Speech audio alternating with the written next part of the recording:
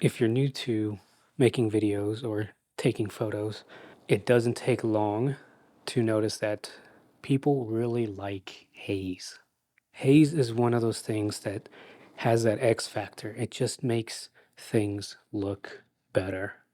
It really brings light to life. And the technical people will tell you about volumetric lighting and why it makes your scene look more interesting.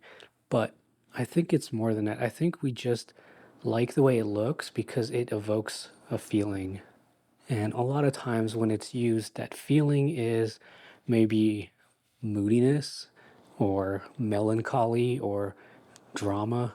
It adds depth, it adds emotion, it adds contrast. It's a little bit more idealized. For example, sunsets. Most of our sunsets don't have haze in the room, but when we see a scene that has been lit like a sunset and it has haze in the room, it's the sunset that we wish we had in our room. Now, the methods to getting haze are not difficult, and there's a few of them. You can start at the bottom with the canned haze, which is, I think most of them are mineral oil, and it's just compressed. And when you spray it out, it hangs in the air and it gives you haze. They do actually a really good job of staying in the air. The downside is cost. They're a little bit on the pricey side if you're going to use a lot of it. And then the next step up is a fog machine. Now, fog machines are cheaper than haze machines, which is why a lot of people gravitate towards them. The haze machine is going to be the best method for consistently producing a good final product. The downside is that they are more expensive than fog machines. Now, I'm going to argue they're not really expensive, they're just more expensive. And I know that that obviously depends on your budget, but I'm still going to make that argument because in the long run, the price of a haze machine compared to what you get out of having a proper haze machine, I think is definitely a steal. It's high value money spent. And the issue that I want to talk about in this video is why you should spend the money and get a proper haze machine over a fog machine, even if it costs you a little more upfront. I'm going to give you two main reasons for my argument. Number one is the final product. I think it's better, I think it's more consistent, and I think it's a lot less maintenance to use a proper haze machine. The issue with fog machines is that it comes out a lot more condensed, and you have to work at it to evenly distribute the fog throughout your scene. So you have to wave some cardboard boxes or something to kind of fan the air around. Otherwise, you're getting a lot of disparity in how much haze is in different parts of the scene. Whereas a haze machine, by its nature, is a lot better at evenly distributing a steady amount of haze throughout the whole scene. So what that means is if you're working by yourself, like I do most of the time, that's a lot less work for you. And if you're working with other people, that's somebody that doesn't have to sit there and wave a cardboard box around when they could be doing something more productive. And I never find myself wishing that it would work harder. In fact, a lot of times I have to turn it down or even turn it off with the caveat that, it's dependent on how big your space is and how much haze you need. But even with the machine that I have, which is a small machine, I struggle more with too much haze than I do with not enough haze. So this is my haze machine.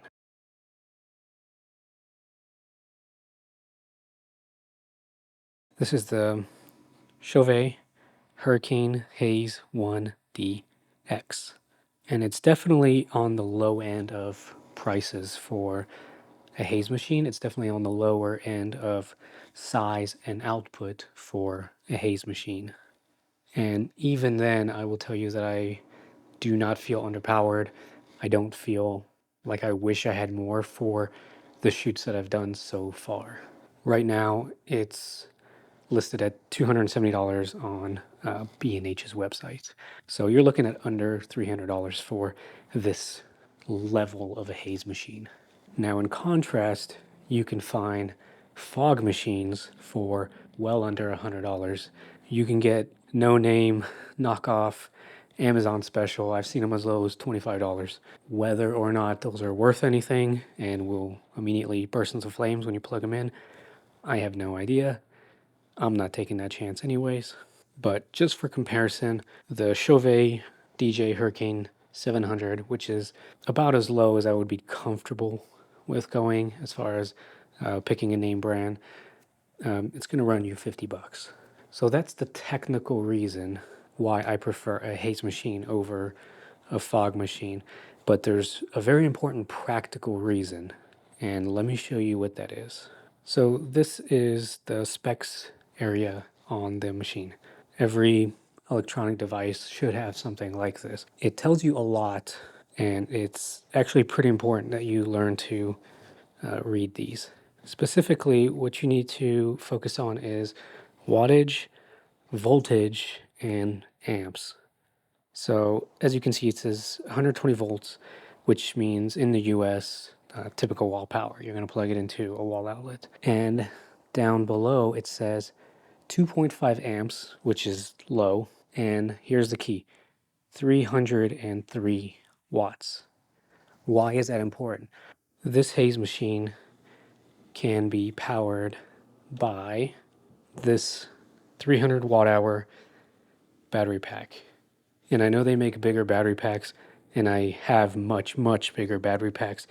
But the reason I really like using this one is just the size. I mean, this thing is a very small size, but it runs this machine like a champ. And because they're roughly the same size, that means they're going to take up not a lot of room in your kit. And two, it means you can put them in a lot more places. So rather than having to run an extension cord over to a much bigger battery pack, you can set these up just next to each other and let them run as is. I've ran this thing for several hours in a junkyard of all places, and it worked just fine. And both of these together are small enough that I could hide it actually under the car. So let me show you what I mean. So this is just a random photo from a shoot. So this was in a junkyard. So the idea was to make it look like this was a hoopty with like an overheated radiator or something.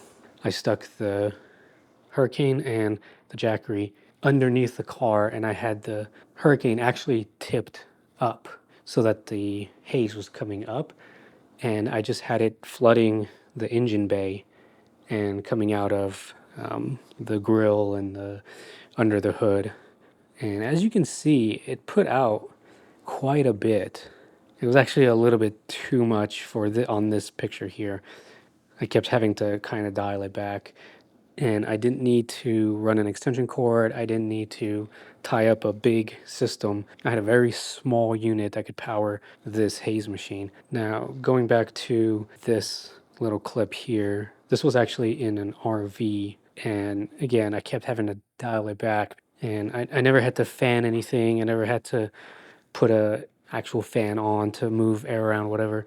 You just turn it on, and it just does such a good job of just filling the air with atmosphere without any work involved on your part. So those are my two reasons why I think a haze machine is the way to go if what you want is haze.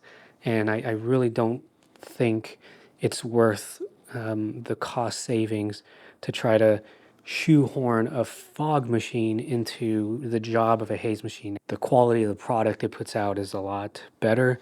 It's a lot less hassle to get to that quality end state. And to the fact that the power draw is usually much lower than a comparable fog machine means that you can run these on essentially battery power. I think it really frees you up to do things that are a little more creative with less effort. This is one of those purchases that I just don't regret. I think there's also something to be said about being able to show up with haze in the middle of nowhere or somewhere where there isn't a readily available power outlet. And I think it really shows off your creativity. I think it makes you look good in front of your clients, your customers, when you can add things to the shoot that maybe they didn't expect or didn't think was possible. Thanks for watching.